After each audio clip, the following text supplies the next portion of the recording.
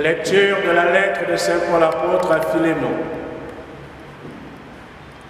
Bien-aimé, ta charité m'a déjà apporté beaucoup de joie et de réconfort, car grâce à toi, frère, les cœurs des fidèles ont trouvé du repos. Certes, j'ai dans le Christ toute liberté de parole pour te prescrire ce qu'il faut faire, mais je préfère t'adresser une demande au nom de la charité.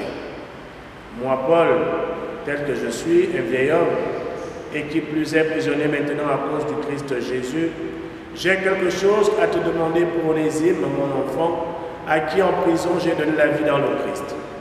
Cet Onésime a été pour toi inutile à un certain moment, mais il est maintenant bien utile pour toi comme pour moi. Je te le renvoie.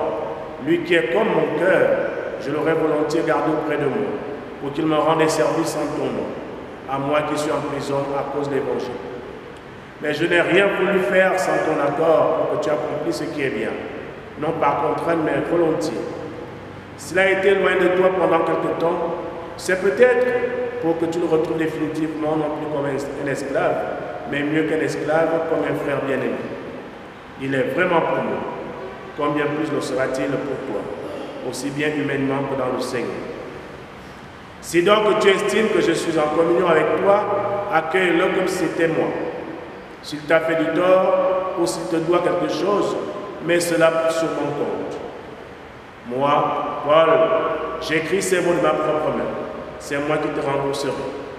Je n'ajouterai pas que toi aussi, tu as une dette envers moi. Et cette dette, c'est toi-même. Oui, frère, donne-moi cette satisfaction dans le Seigneur. Fais que mon cœur trouve du repos dans le Christ. Parole du Seigneur.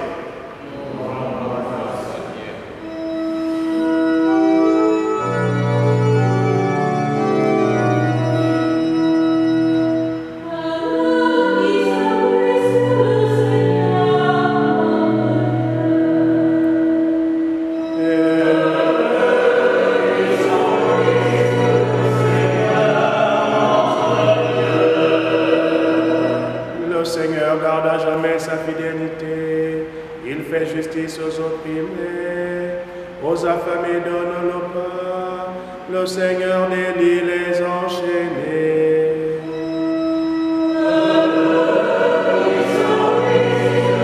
Le ouvre les yeux des aveugles. Le Seigneur redresse les accablés. Le Seigneur aime les justes. Le Seigneur protège l'étranger.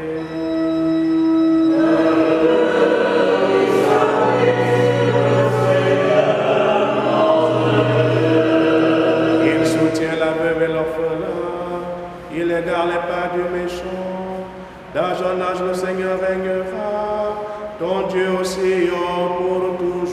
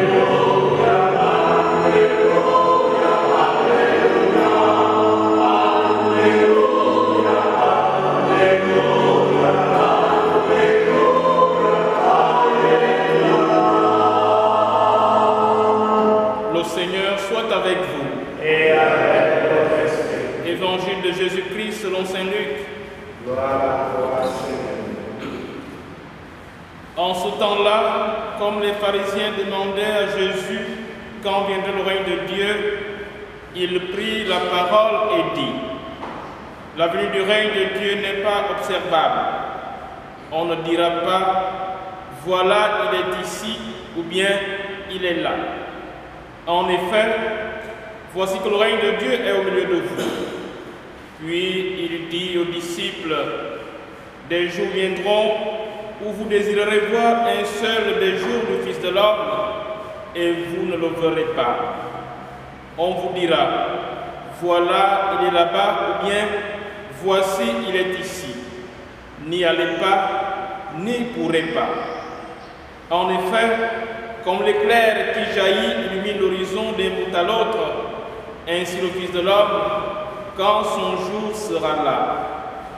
Mais auparavant, il faut qu'il souffre beaucoup et qu'il soit rejeté par cette génération. Acclamons la parole de Dieu.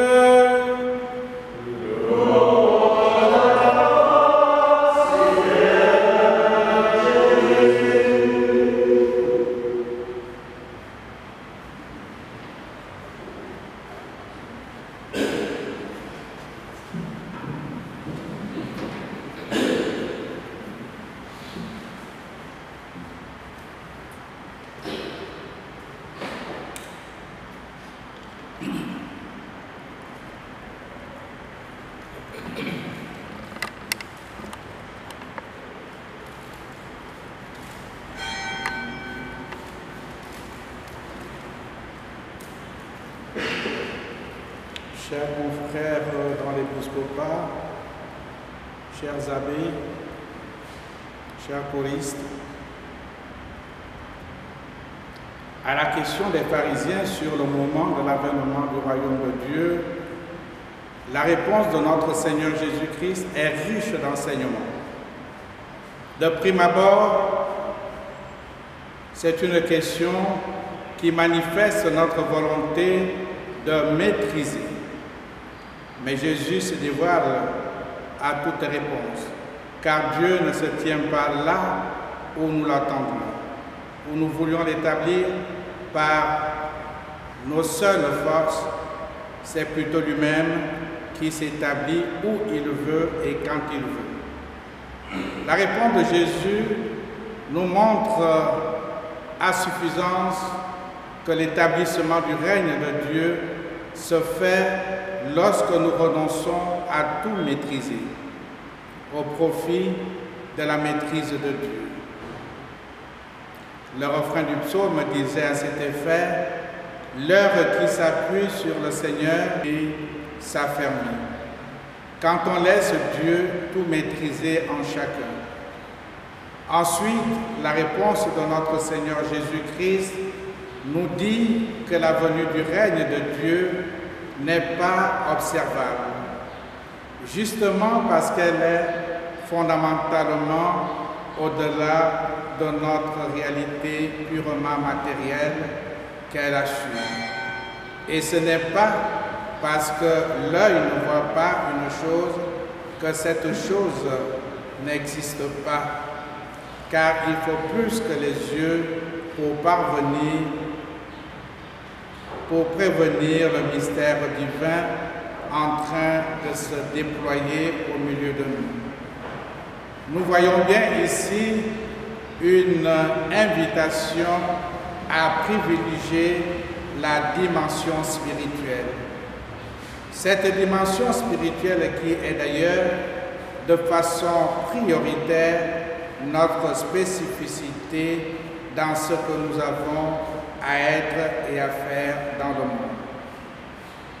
Le Fils de l'homme, il faut qu'il souffre et soit rejeté par cette génération. Jésus pointe enfin nos regards vers l'heure de l'effacement ultime et fondateur, vers l'heure du don au cœur même de la souffrance, le temps où nous sommes invités à nous offrir dans toutes les expressions de nos souffrances, souffrir en souffrant. Cependant, cela n'est possible que par le biais de l'amour qui vient de Dieu et fait beaucoup de bien, comme nous le rappelle Saint Paul dans la première lecture. Bien-aimé, ta charité m'a déjà apporté beaucoup de joie et de réconfort. Demandons dans nos différentes vies et nos missions d'Église l'audace de laisser tout maîtriser par nos différentes vies et nos missions d'Église aujourd'hui, demain et pour les siècles des siècles. Amen.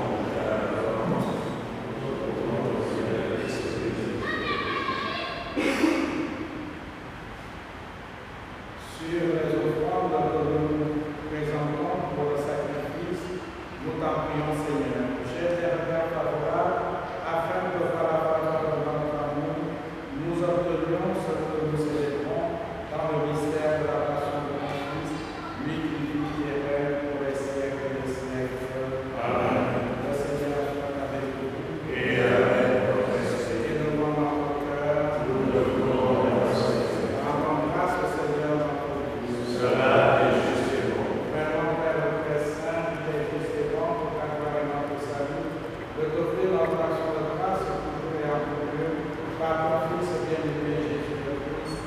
Il est ta parole par laquelle il est de choses. C'est lui que tu nous as envoyé comme Rédempteur et Sauveur, Dieu fait l'homme contre l'Esprit Saint, né de la terre de Marie, pour accomplir jusqu'au bout de la volonté et rassembler à notre sein qui t'appartient. Il est tendu les mains à leur salvation, afin de briser la mort et de manifester la résurrection. C'est pourquoi, avec les anges et les saints, nous chantons ta gloire et d'une seule voix nous proclamons.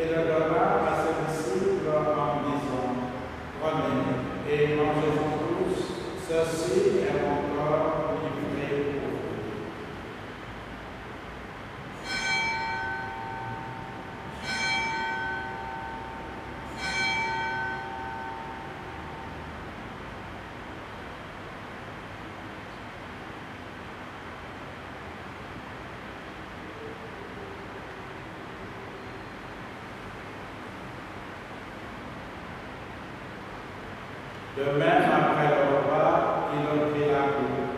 De nouveau, il rendit grâce et la donna à ses disciples en disant: Prenez et buvez-en tous, car ceci est la coupe de mon sang, le sang de l'alliance nouvelle et éternelle, qui sera versé pour vous et pour la multitude en rémission des péchés. Vous ferez cela en mémoire de moi.